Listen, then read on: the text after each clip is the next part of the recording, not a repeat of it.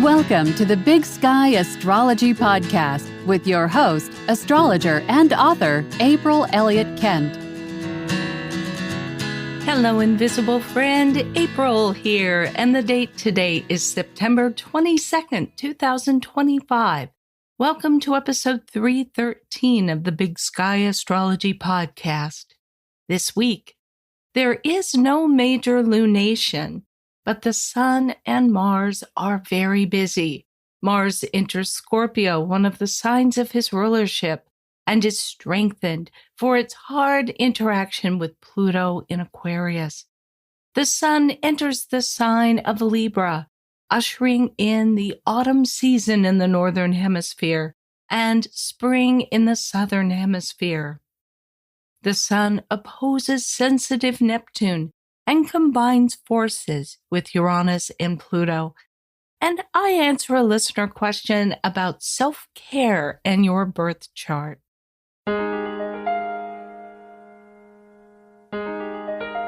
Mars enters Scorpio on Monday, September 22nd at 12:55 a.m. Pacific Time.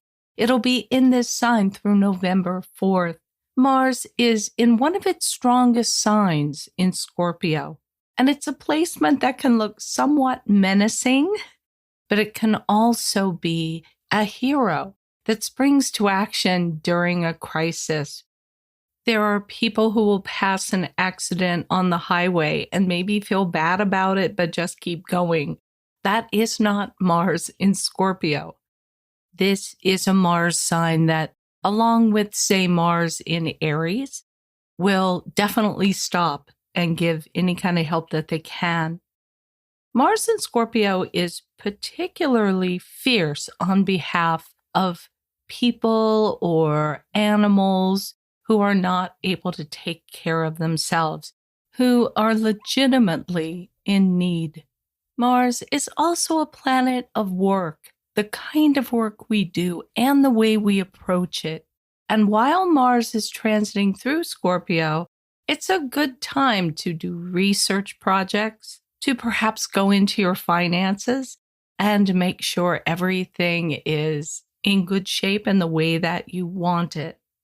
And in your workplace, if you have been avoiding conflicts, perhaps, with some people who don't work the way you do, or don't see things the way you do, Mars's time in Scorpio is an appropriate one for having those hard conversations with people in the workplace.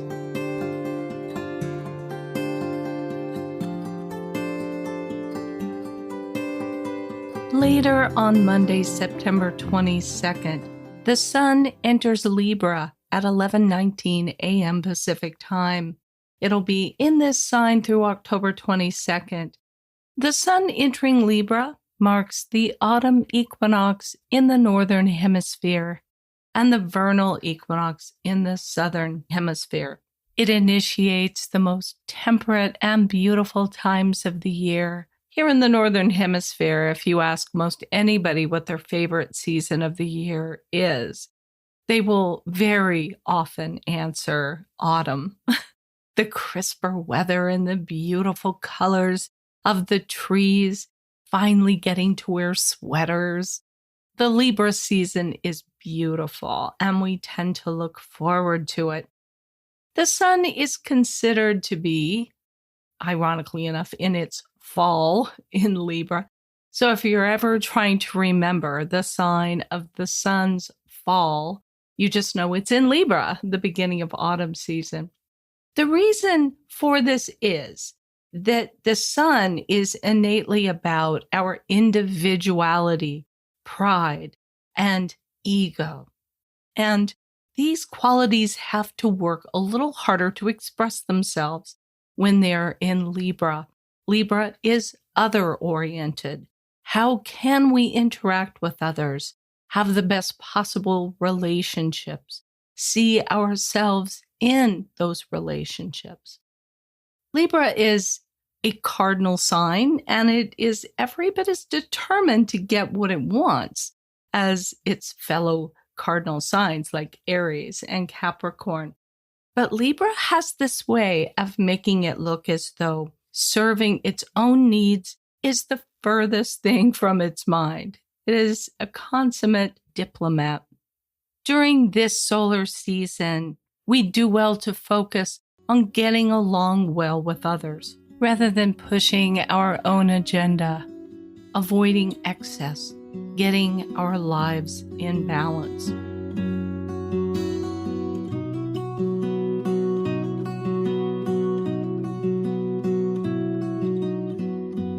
The Sun in Libra opposes Neptune in Aries on Tuesday, September 23rd at 5:53 a.m. Pacific Time. When the Sun is in an aspect to Neptune, we often don't have a clear sense of what it is that we want. And I think this is especially true when the Sun is already in Libra, which is, as I said, other-oriented. Now, this is a magical and artistic combination, the Sun with Neptune.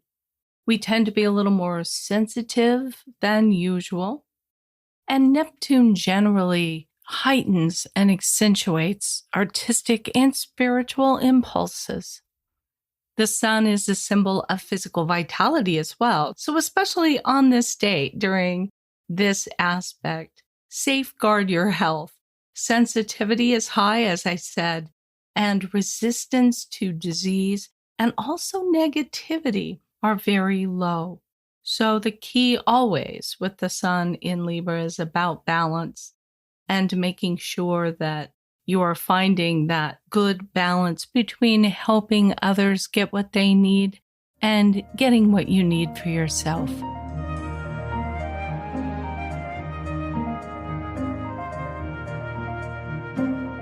And now it's time for the moon report, and this will be shorter than usual because this week there is no major lunation. There's a first quarter moon we have to look forward to next Monday on September 29th. But this week, all we are looking at are the void of course moon periods. On Tuesday, September 23rd, the moon in Libra squares Jupiter in Cancer at 9:02 a.m. Pacific Time. It's void of course for 16 hours and 58 minutes and then enters Scorpio on September 24th at 2 a.m. Both Cancer and Libra are relationship-oriented signs. Cancer is a little more focused on family and Libra on one-on-one partnerships, both romantic and otherwise. So there could be a bit of a conflict at this void of course moon concerning your family and how they get along with your significant other. On Friday, September 26th, the moon in Scorpio trines Saturn at 10:44 a.m. Pacific Time. It's void of course for 3 hours and 53 minutes before it enters Sagittarius at 2:37 p.m. When the moon comes together in a positive way with Saturn, as it does here, we tend to feel supported, and in particular, emotionally supported. This is a good thing for a Scorpio moon, which often can feel a little bit on its own and needing to look out for itself. This aspect suggests that we do have people close to us that are also on our side and giving us support. This could be especially true in the workplace because Saturn is connected with work. If you've been needing to put together a team for a project or something of that nature, this would be a really good day for it. Void of course moon periods always say that there is an opportunity to change your habits. And in the case of this void of course moon, I think it is about getting in the habit of doing what needs to be done, which is the Saturn part, but feeling good about it and trusting others to help you get those things done.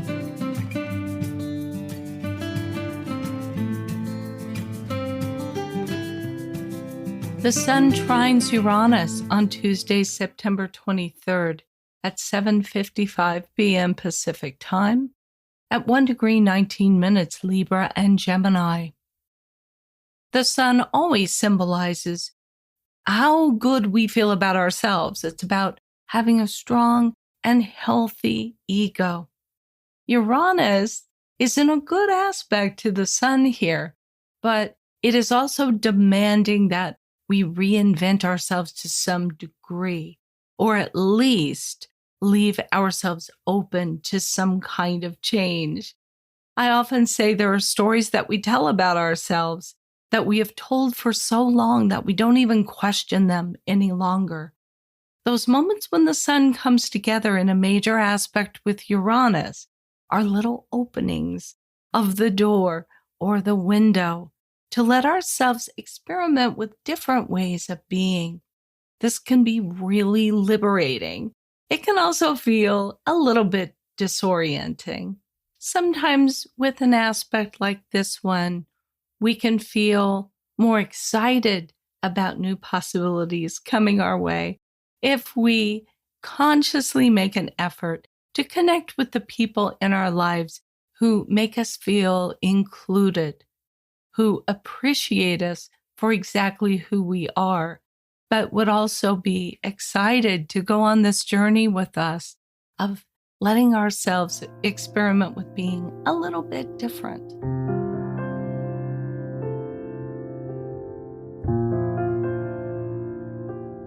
Also on Tuesday, September 23rd at 11:05 p.m. Pacific time, and so therefore on September 24th, nearly every place else, the sun in Libra trines Pluto in Aquarius at 1 degree 27 minutes.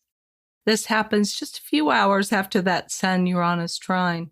When Pluto connects with the sun, it can feel as though everything is heightened in its expression, and we don't feel neutral about anything.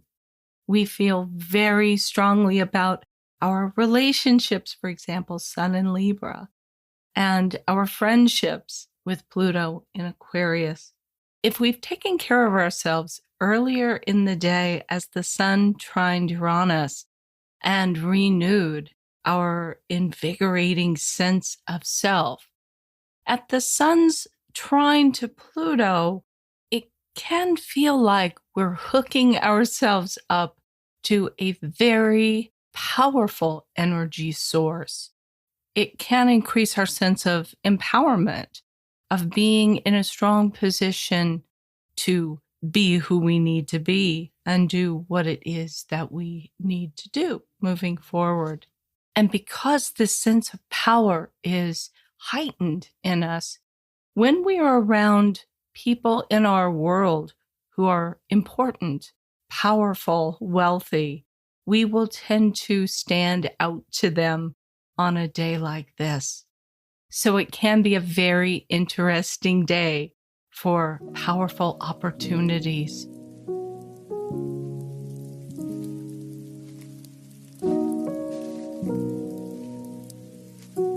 Mars squares Pluto on Wednesday, September 24th at 4:51 a.m. Pacific time at 1 degree 27 minutes Scorpio and Aquarius.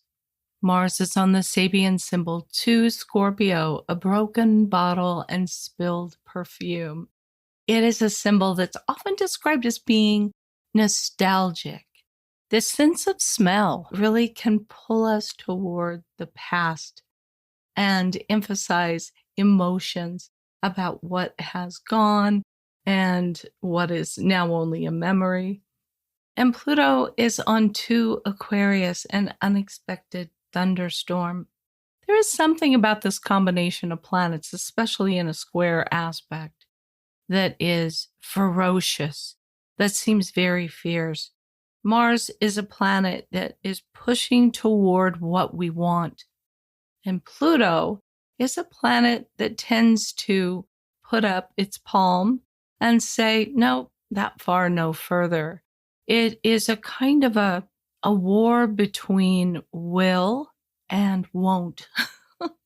Mars is our will, and Pluto represents those universal forces sometimes that stand in our way of getting what we want. So when they're square each other, there can be a certain amount of frustration. And when we get too frustrated, we can often lash out and maybe not behave as well with other people as we should, or as we would have hoped in hindsight. I guess what I would want to say about a day when Mars is square Pluto is, if you're in a situation where you're tempted to really go off on somebody, you're really angry, and you feel as if they're denying you something that should rightfully be yours, really try to wait before you exhibit your temper, because by tomorrow, you could be able to see things a lot more clearly and through a much gentler lens. I guess we have to sort of resist that unexpected thunderstorm of emotions that can erupt when we're feeling denied and frustrated on a day like this.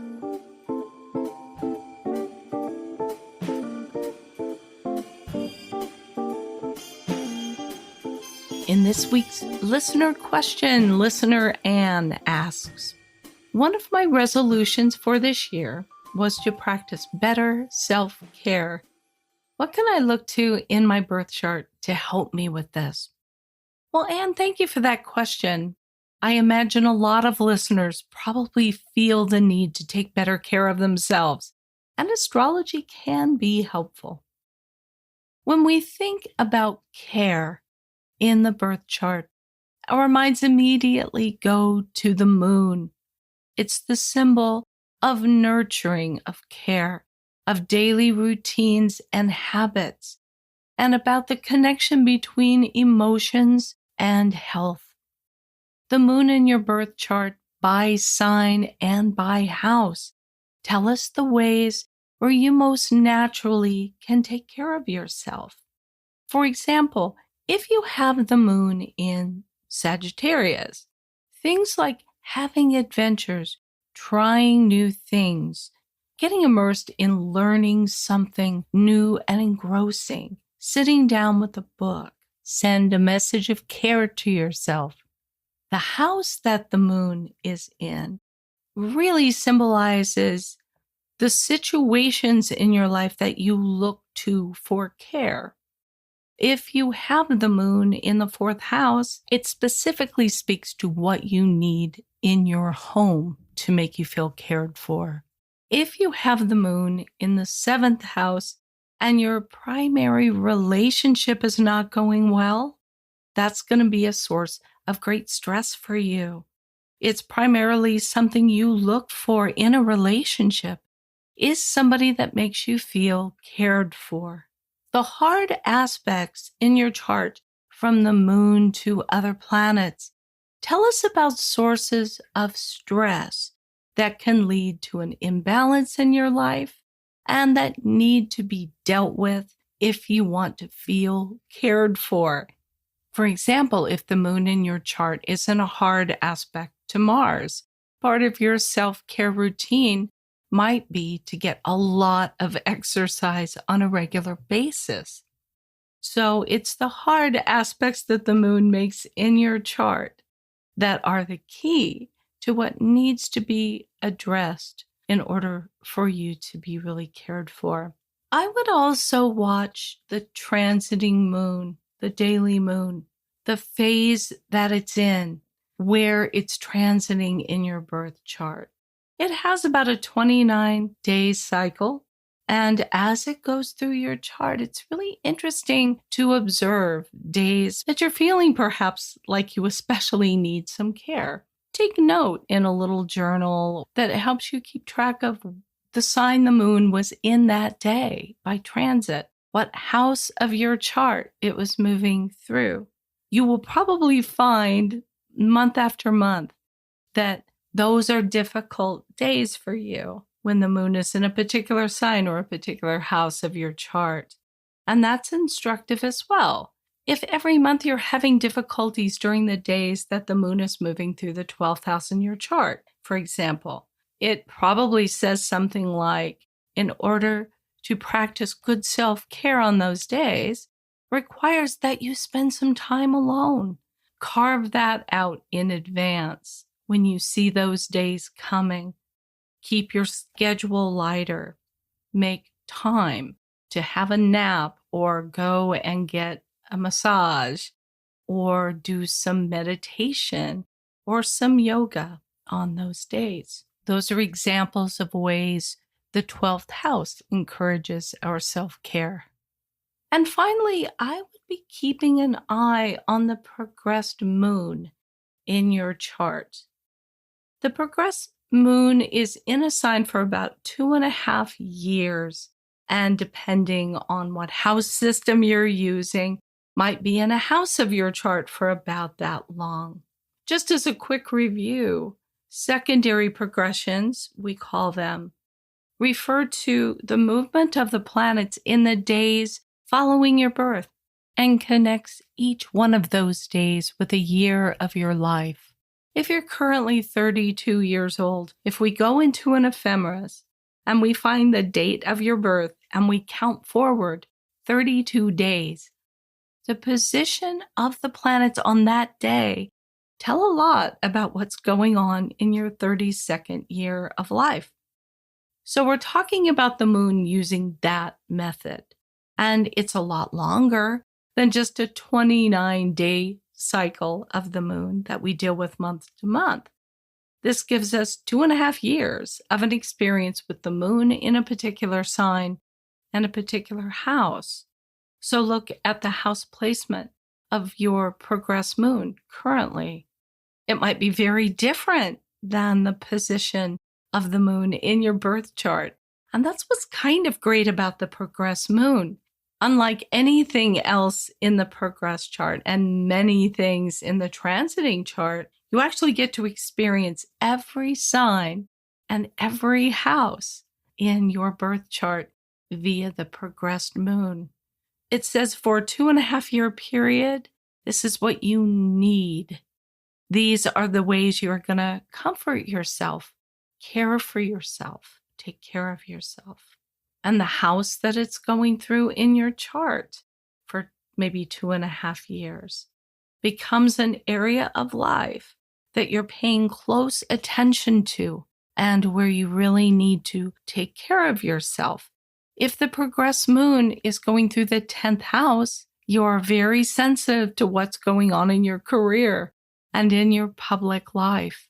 And you have to be able to find ways to care for yourself in that environment, forging alliances with other people in your field, bringing in a nice bouquet of flowers for your desk. Whatever it is that makes you feel safe and good is what you need to be looking at with the progressed moon. Basically, the moon is very helpful in talking about self-care because it talks about our very first experience of caring. And that is when we were in the womb and immediately after birth, and how we were cared for and the kinds of things often that maybe we didn't feel we got as much of as we would like. And that's often a feeling of lack that we carry along with us further in life. I love looking at the moon. I didn't go too much into the phases of the moon, but if you want to find out the current phase of the moon, I recommend you go to my friend Dana Gerhardt's website, mooncircles.com. She always has the current lunar phase on the front page of the site, along with a few instructive words about those phases. But generally, if the moon is in one of its waxing phases between the new moon and the full moon, it's a good time to get out and do things, to exert yourself. And then between the full moon and the next new moon is a little bit of a quieter time in the lunar cycle. It's good for letting go of things that you now realize are not really helpful or working for you. And I hope that helps. And I hope you are able to use our friend the moon to make yourself feel better cared for. And if you have a question you would like me to answer on a future episode of the podcast, leave a message of 1 minute or less at speakpipe.com/Big Sky Astrology Podcast, or just send me an email, april@bigskyAstrology.com, and be sure to put podcast question in the subject line.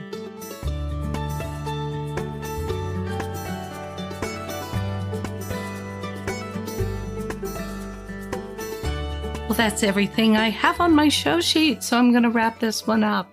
Thank you for listening to the Big Sky Astrology Podcast. If you like what you're hearing, be sure to subscribe or follow in your app of choice. Leave a rating or a review, and I hope that you'll help spread the word by telling an astrology-loving friend about the podcast. You can read show notes and full transcripts and leave your comments about each episode at bigskyastropod.com.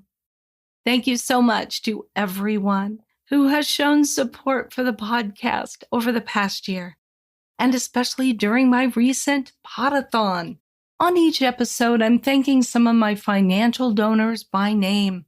This week, let's give a Big Sky Astrology podcast shout out to new donor Lee Shea McDonough and Shelley Crow, who has donated in every single podathon. Shelley and Lee, thank you so much for listening to the podcast and for supporting the show with your donations. If you would like to support the show and receive access to my bonus video episodes for donors only, just go to bigskyastropod.com and make a contribution of $10 or more. That is it for this episode. Join me again bright and early next Monday. And until then, keep your feet on the ground and your eyes on the stars. Thank you for listening. To learn more about April Elliott Kent, visit her website, bigskyAstrology.com, where you can sign up for her newsletter, read her thoughtful essays, find out more about her books and classes, or book a personal astrology reading. That's all for today.